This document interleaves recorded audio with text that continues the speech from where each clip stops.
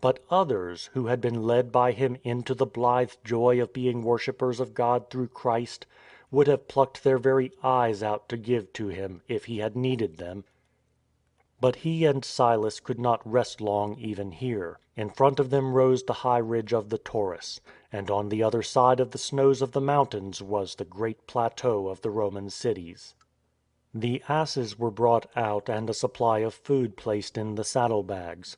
For they must prepare for days of trudging up lonely defiles where no villages stood, nor any place of rest save the solitary roadside inn by the rushing stream, with its dark low stable and rough bare room. They rode out of the city by the northern gate. The hoofs of the asses clattered on the paved Roman road that ran straight ahead of them. They could see its distant lengths shining in the sunlight up past the Hill of the Seven Sleepers. They went through the suburb among the hills, where Paul and his father and mother and sister used to come in the summer months when all the plain lay baked under the fierce, sultry heat of the sun.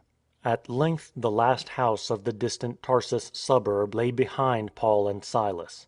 Before them the road curved like a serpent among the hills by the side of the stream. It was still the great paved Roman road, for this was the way along which the legions marched and the imperial post galloped. Among the hills by the roadside the spring anemones bloomed, but as they climbed higher, along the side of the rushing torrent of icy snow water, no flowers bloomed. Further on they stopped to take their olives and cheese and bread, where the grey old sycamores clung with their gnarled roots to the rocks that were greyer and older than the trees, while up above on the steep craggy peaks the dark green pine trees moaned in the wind. The sound of the tinkle and boom of bells came on them. Round the curve of the rocky road a camel came. On his neck were little copper bells that gave a tinkling sound, and from his side hung larger ones that sounded deeper tones as the camel strode silently down the pass.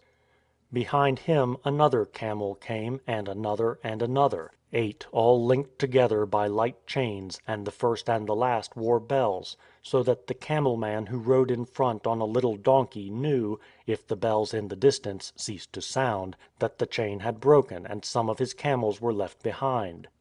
The sun went behind the rocks. As the late afternoon wore on Paul and Silas came to a square low building, just 4 windowless stone walls without, and within a quadrangle in which they could stable the asses and find a corner by the wood fire where they could wrap themselves in their cloaks and sleep. Outside the inn they saw the camels in groups, all in circles with tails outward and heads down in the centre, eating the corn that their driver had thrown down. A new string of camels came in, and slowly squatting down, grunted discontentedly while their driver unlashed the burdens from their backs. As night fell, Paul and Silas, having gathered together twigs and pieces of wood, lighted a fire under their crock and boiled a dish of wheat and oil and spices. Other fires crackled all round the encampment. The flames threw wild leaping shadows of the sleeping camels against the wall of the inn. Then a camel driver started to sing a long ballad story in many short verses. Many of the verses were so foul and unclean that Paul and Silas were glad to wrap their cloaks around their ears and lie down to sleep. Before the morning sun had even caught the snow crest of the Taurus in its loop of flame, Paul and Silas were up and, having washed in the running water of the stream, were away on the road again. As they climbed higher up the profound gorge, which was filled from depth to height with the sound of running waters and the tinkle of camel bells, the dizzy, grey crags soared higher and higher on either side. Then they came to a place where it seemed as though they must turn back, for, right across the road, towering 600 feet above them, lay the crowning ridge of the mountain range. They could neither climb nor go round. Yet the road lay straight on, as though into the very heart of the Taurus rocks. Paul and Silas trudged on, and the narrowest pass in the world opened before them. There ran the road, so straight that a laden camel brushed the grey rocks with his burden, and by the road the swift mountain torrent ran. From the road and the river the 2 precipices soared up and up, as though defying the very skies, hundreds upon hundreds of feet of grey, defiant, glorious rock echoing with the music of the stream. They went on into the shadow of this deep ravine, the Cilician Gates. We do not know whether they remembered that Alexander the Great with all his armies had poured through that narrow defile. Certainly Paul would have laughed if Silas had said to him what was perfectly true, that in that ravine at that moment, in the cloak of a travelling Jew, with hands stained and rough with the toil of tent making, with limbs toughened and with muscle taut with the travail of much journeying, stood a man greater than Alexander himself. For Paul was mightier in his real power, swifter and more daring in brain than even Alexander, as brave and reckless of danger in action, and destined to have an effect on the future history of the world far wider and deeper. For Paul took up the standard of an empire that was to cover more races than even Alexander ever saw, and he dared to fight his life's campaign, not at the head of an army, but almost alone, in the power of an invisible and risen king.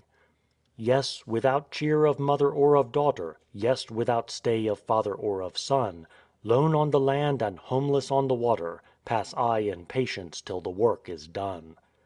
Yet not in solitude if Christ anear me, waken him workers for the great employ.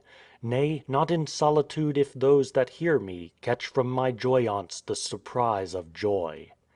So Paul and Silas passed through the straight and narrow gate out into the sunshine of the high plateau. They rode among the hills in a broad valley with no ravine, and then dropped to the plain which ran for hundreds of miles at a level of some 3,000 or 4,000 feet above the level of the sea. They were now in the kingdom of Antiochus, who held rule in allegiance to Rome. They did not stop at any cities in this kingdom, but pressed on with all speed to the frontier city of the Lycaonian part of the province of Galatia, Derbe. Paul came into Derbe, as you will see from the map, at the east gate in place of the west which he had entered, coming from Lystra, on his earlier journey with Barnabas. To the Christians there he and Silas read and explained the letter from Jerusalem and spoke to the people, encouraging them. From Derbe they hastened on westward along the Roman road. It may well be that Paul would tell Silas how he had come from Lystra along that road, all bruised with the cruel stones of the mob, who had been egged on by the angry Jews. At length they came in sight of Lystra with the sun setting behind the great temple of Jupiter, whose priests, we remember, had started to sacrifice to Paul and Barnabas as Mercury and Jupiter. " Here is Timothy," said Paul to Silas, as a young fellow hurried to greet them, his eyes all shining with joy at seeing his great hero Paul back again in Lystra. Silas would see from Timothy's hair and from the colour of his eyes and his skin that he was not a pure-blooded Jew. When they went to Timothy's he found that Timothy's father was a Greek, and his mother, named Eunice, was a Jewess. In the house with them lived his grandmother, named Lois.